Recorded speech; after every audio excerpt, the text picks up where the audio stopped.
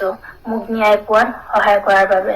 এতিয়া কথা হ'ল ইউটিউবাৰ কুহি ডাবল থ্ৰী পাপৰি কলিতাই যিটো নেকি সংগঠনে মোৰ দৰে হাজাৰজনী দুৰ্ভগীয়া নাৰীক ন্যায় পোৱাত সহায় কৰিছে, সেই সংগঠনটোক বেয়াকৈ ক'বলৈ তই ক'ত সাহস পালি?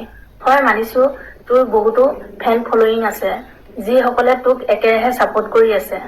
তোক ছাপোৰ্ট কৰি থকা সেই অন্ধভক্তকেইটাক কৈছো, তোমালোকে যে ভগৱান বুলি যাক পূজা কৰি আছা তাই এজনী কেনেকুৱা চৰিত্ৰহীন মতা পাগলী তোমালোকে গমেই নোপোৱা। মোৰ বেয়াহে লাগিছে তোমালোকে এজনী চৰিত্ৰহীন মতা পাগলীক দেৱীৰ দৰে ধূপ ধূনা জ্বলাই পূজা কৰি আছা যে।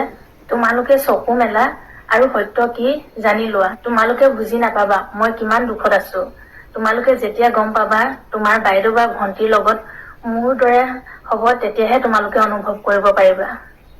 আৰু এটা কথা, তোমালোকে যে কমেন্ট কৰি আছা তাই বহুত ভাল ভাল ভিডিঅ' বনাই মটিভেশ্যন দিয়ে। আৰে তাই দেখাই দিব নেকি ছচিয়েল মিডিয়াত তাই যে এজনী চৰিত্ৰহীনা মতা পাগল বুলি? এজনী ছোৱালী থকা আৰু এগৰাকী পত্নী থকা সুখৰ সংসাৰ এখন ধ্বংস কৰিলে তাইতো এইবিলাক কথা ছচিয়েল মিডিয়াত নকব। মই অকল পাপৰি কলিতাকে দুখ দিয়া নাই, মোৰ স্বামী সত্যজিৎ বৰাও সমানেই দোষী। মই আপোনালোকক প্ৰমাণ দিছো, ৰ'ব এই কপি ফটো চাওক আপোনালোকে। মোৰ স্বামী সত্যজিৎ বৰাক চুমা খাই আছে, কিন্তু তাই মুখখন ঢাকি ষ্টিকাৰ লগাই দিছে। আৰু বহুতো ৰেকৰ্ডিঙো আছে তাইৰ লগত কথা পতা। ভিডিঅ'টোৰ শেষত মই সকলো বজাই দিম।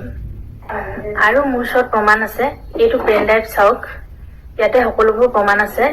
মই SP ছাৰৰ তাতে দি থৈ আহিছো সকলো প্ৰমাণ পাপৰি কলিতাৰ ওপৰত ইনভেষ্টিগেশ্যন চলাবৰ কাৰণে। মোৰ ক'বলৈ ভাষাই নাইকিয়া হৈ গৈছে। এই কপি ফটো চাওক, এতিয়া তেওঁ গ'ল্ড ব্লাডাৰ ব্ৰাছ হৈ গৈছিল তেতিয়া মৰা ফটো।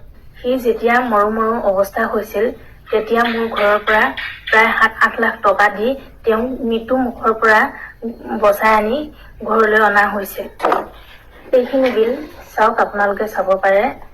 এদিনৰ বিল 60,000 টকাৰ। চাওকচোন বাৰু কিমান টকাৰ